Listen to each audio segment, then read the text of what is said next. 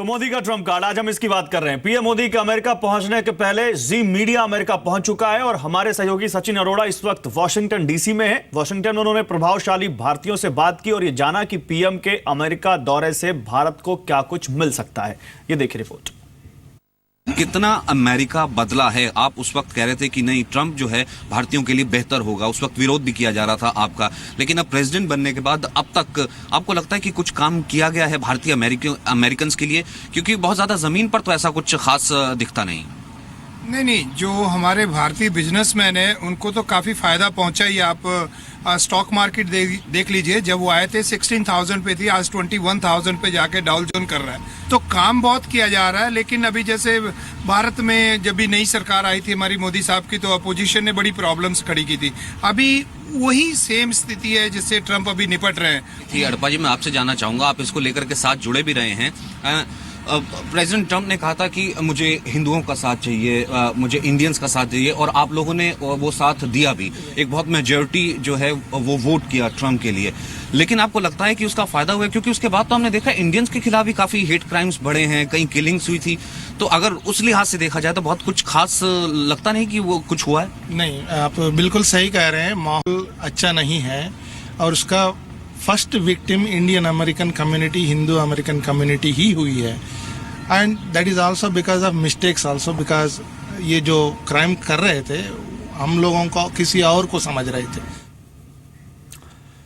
तो ये भी एक कंसर्न है यहाँ पर वहाँ मौजूद भारतीयों का। मेरे साथ कमर आगा जुड़ चुके हैं, फॉरेन अफेयर्स एक्सपर्ट हैं, तो इन्हीं से बात करते हैं। कमर आगा जी, तो ट्रंप और मोदी की मुलाकात को लेकर आप क्या एनालिसिस है? और क्योंकि हम बात कर रहे हैं, क्योंकि इसमें आईटी सेक्टर और H1B वीज़ा तो एक मुद्दा ही, साथ ही स्ट्रैटेजिक पार्टनरशिप, डिफेंस पार्टनरशिप और टेररिज्म को लेकर क्या जो मिलेंगे तो बात होगी। तो आपके हिसाब से क्या कुछ यहाँ पे अहम पॉइंट्स हैं?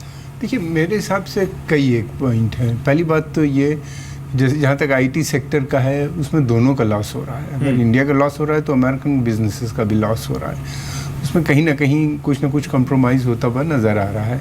उन्होंने कहा है, हालांकि उसमें वीज़ा फीस बढ़ा रहे हैं, बहुत सी चीज़ें हैं इस तरह की।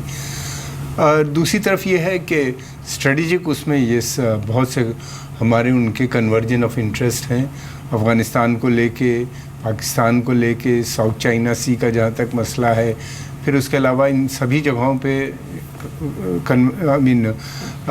डिफरेंसेस बहुत नैरो हो चुके हैं। पाकिस्तान के ऊपर इस समय वहाँ पे यूएस हाउस ऑफ रिप्रेजेंटेटिव में एक बिल भी आ गया है कि उनको जो नॉन नेटो अलाई का जो दर्जा दिया है कि वो वापस किया जाए।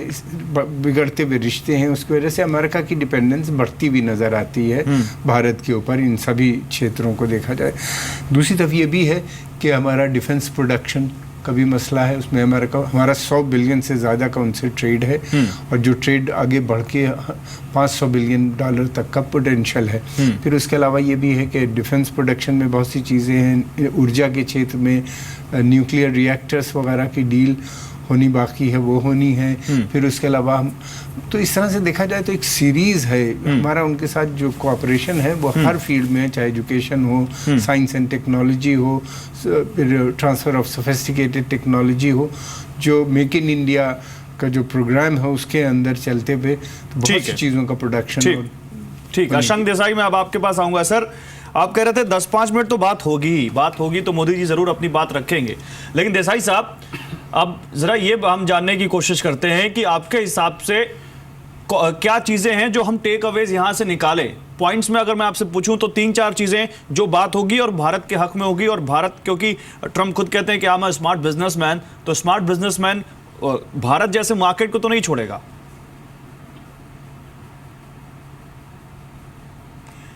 हाँ, ये तो बात ज़रूर है कि जो इंडिया का मार्केट है वो सबसे बड़ा ग्रोथ मार्केट है आज, ये ध्यान में रखिए। एनर्जी हो, डिफेंस हो, कंज्यूमर मार्केट हो और इवन आईटी हो।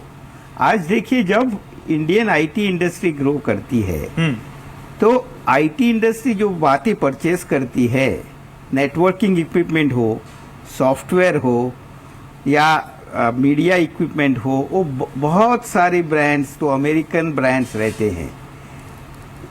जब हम एक आदमी के लिए जॉब इंडिया में करते हैं तब करीबन 4 या 5 लाख का इन्वेस्टमेंट होता है और उसमें से बहुत सारा इन्वेस्टमेंट अमेरिकन इक्विपमेंट में होता है।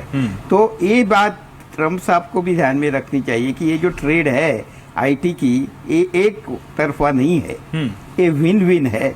जब हम बढ़ेंगे तब उनका भी बिजनेस ज्यादा बढ़ेगा, वो एक बात है।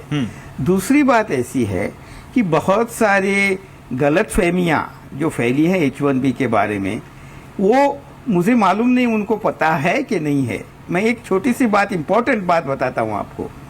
एक ब्रूकिंग्स इंस्टीट्यूट करके अमेरिका में है, वो बहुत इन्फ्लुएंशियल इंस्टीट्यूट, थिंक टैंक है, वो इन्फ्लुएंस करता है गवर्नमेंट को बहुत सारे वर्षों से।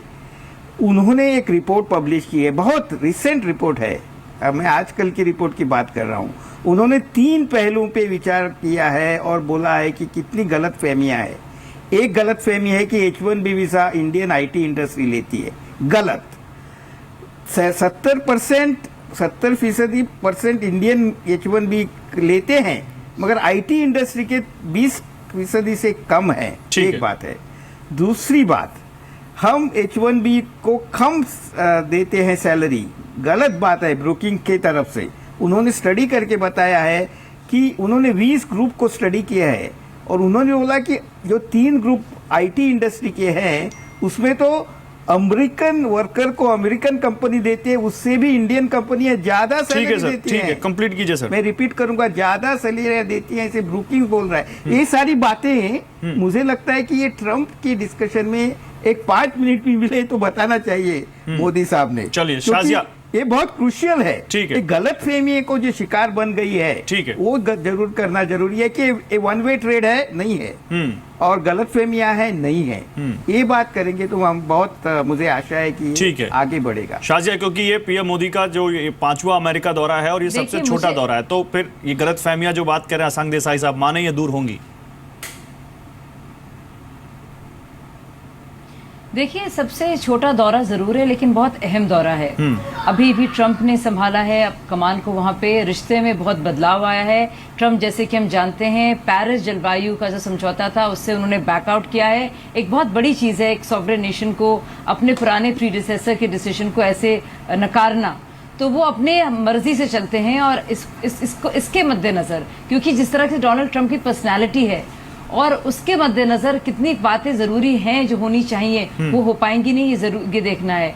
लेकिन मेरे ख्याल से ट्रम्प के नजर में, जैसे कि आपने कहा, भारत की क्या जगह है, एक तो मार्केट के तौर पे हम देख रहे हैं, लेकिन पाकिस्तान को के मुतालिक भी कुछ बातें की जा रही हैं। नॉन नेटो जो मेंबर स्टेट का जो उनका है, हो सकता है उसमें डिमोशन हो। अभी एक बहुत बड़ा समझौता हुआ है जो ड्रोन्स के सेल को लेकर हुआ है। और दूसरी बात, जो पूरा जियो पोलिटिकल सिनारियो है, आप देखिए पूरा वन बेल्ट वन रोड, आप देखिए चाइना जो जिस तरह से कर रहा है, तो उसमें मतलब उन सब चीजों के मद्देनजर बहुत जरूरी है इस पार्टनरशिप को कायम रखना और बेहतर करना। तो मुझे लगता है प्रेशर दोनों तरफ से होगा कि किसी भी तरह से कोई गलत बात ना हो और पॉजिटिव डायरेक्शन में, प्रोग्रेसिव डायरेक्शन में बात आगे आए। ठीक है, मैं एक लास्ट कमेंट आपसे भी लूंगा शहजाद। तो उम्मीद तो रखनी चाहिए, जब पीएम जाते हैं तो जरूर देश के लिए कुछ ना कुछ लेकर आएंगे, लेकिन ट्रम्प जैसे शख्स के सामने नेगोशिएट कर रहे हैं तो हो सकता है कि वहां पर कुछ चीज़ें नेगोशिएट हो और कुछ ना हो।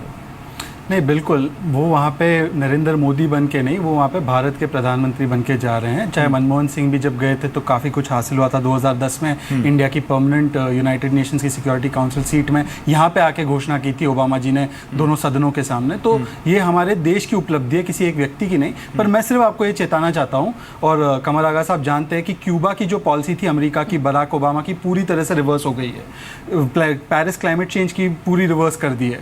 Trump is not following Obama, जो एक हम लोगों का ट्रेडिशनल इंडिया यूएस पैटर्न था उससे पीछे हट रहे हैं। इसलिए मेरी गुजारिश ये होगी मोदी साहब से कि प्ले स्मार्ट और ट्रम्प से ओवरवेल्म ना हो, और वो अगर बहुत अच्छा व्यापारी है तो हमारे भी गुजरात के बनिया हैं तो वो अपनी स्किल्स को ज्यादा दिखाएं और उनको आउटस्मार्ट करें, तो हम सब खुश होंगे। और गुजरात के व्यापारियों की तो मिसाल अमेरिका में भी दी जाती है सर, और वो अमेरिका जा रहे हैं तो हमारे देश के लिए बड़ी बात होगी कि अगर वो उनको आउटस्मार्ट करें, उनसे ट्रम्प कुछ वहां से लेके आएंगे। बहुत शुक्रिया आप सभी लोगों का।